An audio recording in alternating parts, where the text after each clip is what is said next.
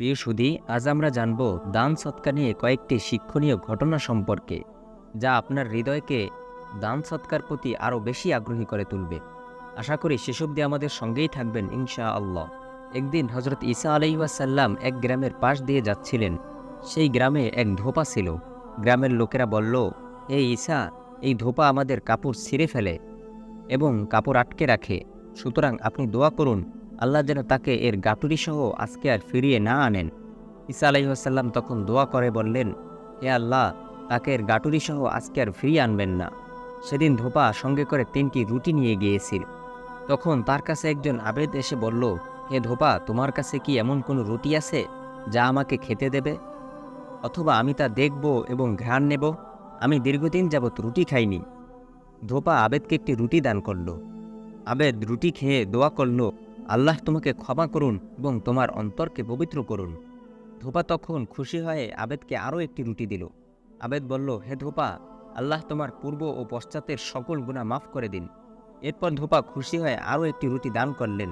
তখন আবেদ দোয়া করল, হে ধোপা, আল্লাহ তোমার জন্য জান্নাতে একটি প্রাসাদ নির্মাণ করুন। সন্ধ্যায় যখন ধোপা সহি সালামতে গ্রামে ফিরে এলো, গ্রামের লোকেরা বলল, হে ঈসা, এই ধোপা তো সহি সালামতে ফিরে এসেছে। ঈসা আলাইহিসসালাম বললেন, তাকে ডেকে নিয়ে এসো।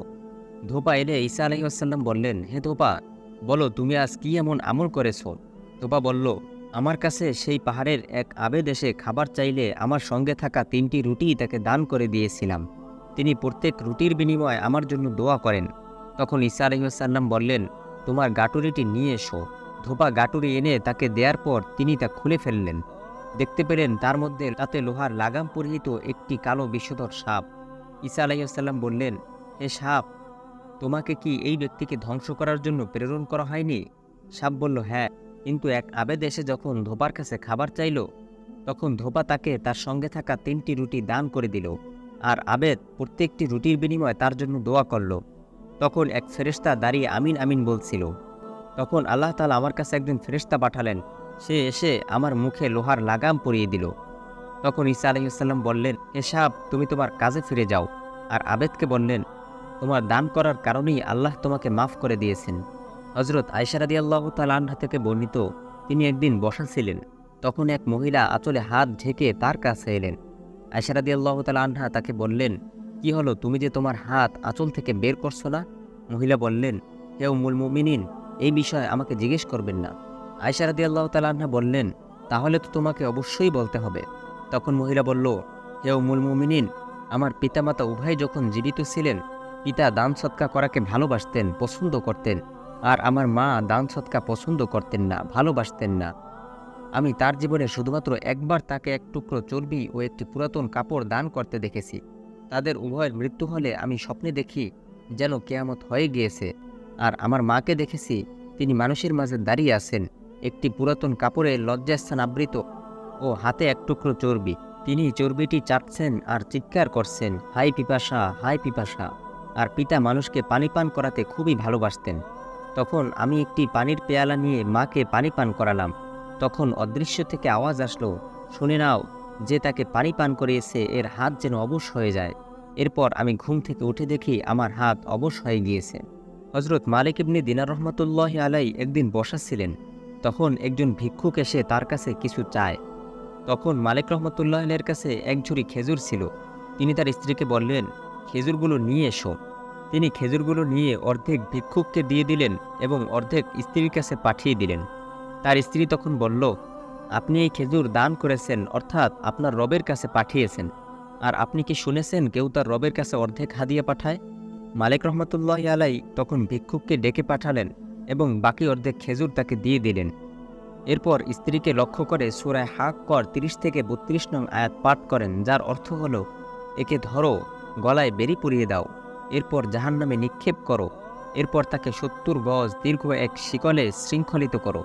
এরপর তিনি আবার সূরা হাক্কর 33 ও 34 নং আয়াত পাঠ করলেন, যার অর্থ হলো, নিশ্চয়ই যে মহান আল্লাহর প্রতি ঈমান আনে না আর মিসকিনদেরকে খাবার দানে উৎসাহিত করে না। অতঃপর স্ত্রীকে বললেন, শোনো হে স্ত্রী, ঈমান আনার মাধ্যমে আমরা এর অর্ধেক থেকে মুক্তি পেয়েছি, আর দান সৎকা করার মাধ্যমে বাকি অর্ধেক থেকে মুক্তি লাভ করা আমাদের জন্য একান্ত প্রয়োজন। হযরত আদি ইবনে হাতিম তাই রাদিয়াল্লাহু তাআলা আনহু থেকে বর্ণিত রাসূল সাল্লাল্লাহু আলাইহি ওয়াসাল্লাম বলেছেন, তোমাদের সবার সাথেই তোমাদের রব কথা বলবেন।